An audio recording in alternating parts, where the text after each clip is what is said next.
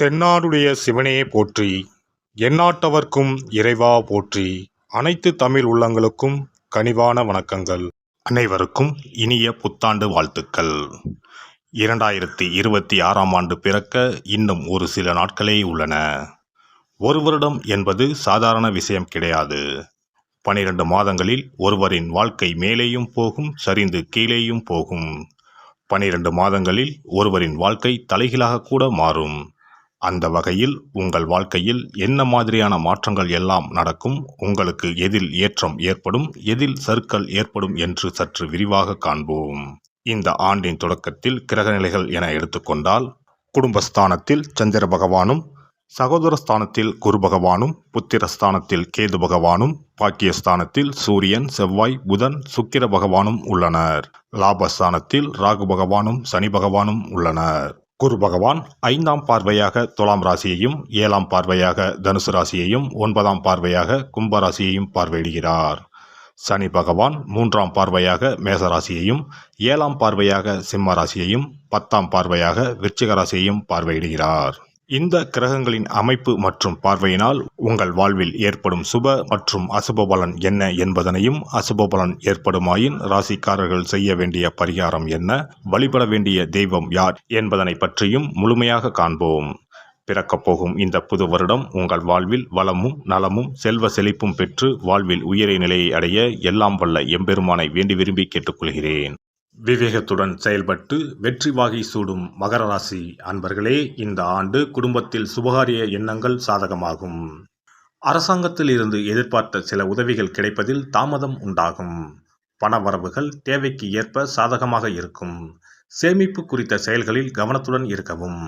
மனதளவில் சிறு சிறு சலனங்கள் ஏற்பட்டு மறையும்.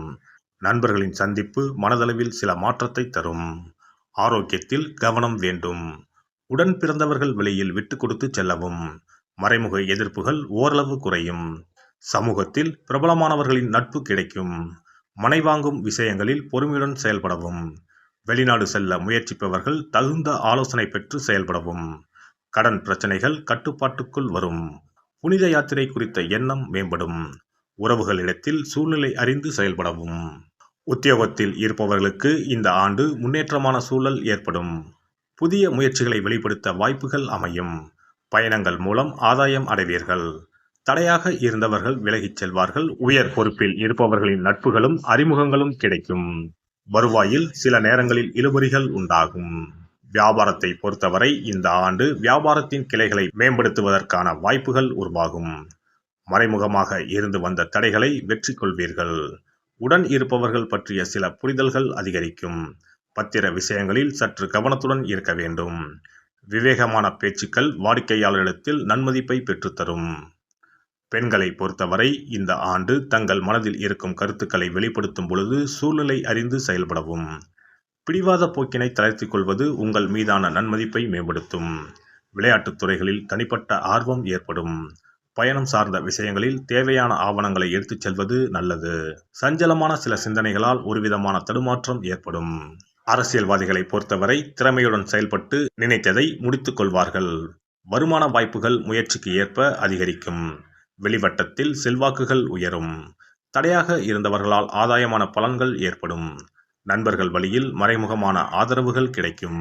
கலைத்துறையில் இருப்பவர்கள் சூழ்நிலை அறிந்து கருத்துக்களை வெளிப்படுத்துவது நன்மையை தரும். வீராப்பான பேச்சுக்களை தவிர்ப்பது நல்லது. புதிய முயற்சிகளில் சில நுட்பங்களை புரிந்து கொள்வீர்கள். வரவுகளில் இருந்த ஏற்ற இறக்கங்கள் மறையும். முயற்சிக்கு உண்டான மதிப்புகள் கிடைக்கும். மாணவர்களை பொறுத்தவரை கல்வி தொடர்பான வெளியூர் பயணங்கள் செல்வார்கள். ஆரோக்கிய விஷயங்களில் கவனம் வேண்டும். பாடங்களை 1க்கு 2 முறை படிப்பது நல்லது. நண்பர்களின் ஒத்துழைப்பும் ஆலோசனையும் சில மாற்றத்தை உருவாக்கும். ஆராய்ச்சி கல்விகளில் அலைச்சல்கள் அதிகரிக்கும். மகர ராசி அன்பர்களே, இந்த வருட கிரக அமைப்புகள் அடிப்படையில் எதிர்பாராத சில தனவரவுகளால் கையிருப்புகள் மேம்படும். மனதளவில் புதிய தன்னம்பிக்கை பிறக்கும். உடல் ஆரோக்கியத்தில் மட்டும் சற்று விழிப்புணர்வு வேண்டும். ஞாயிற்றுக்கிழமை தோறும் துர்க்கை அம்மனை தீபமேற்றி வழிபாடு செய்து வர நினைத்த காரியங்கள் கைகூடும். சிறப்பு தொகுப்பு. புத்தாண்டு அன்று செல்வம் பெருக நாம் என்ன செய்ய வேண்டும் என்பதனை பற்றி காண்போம்.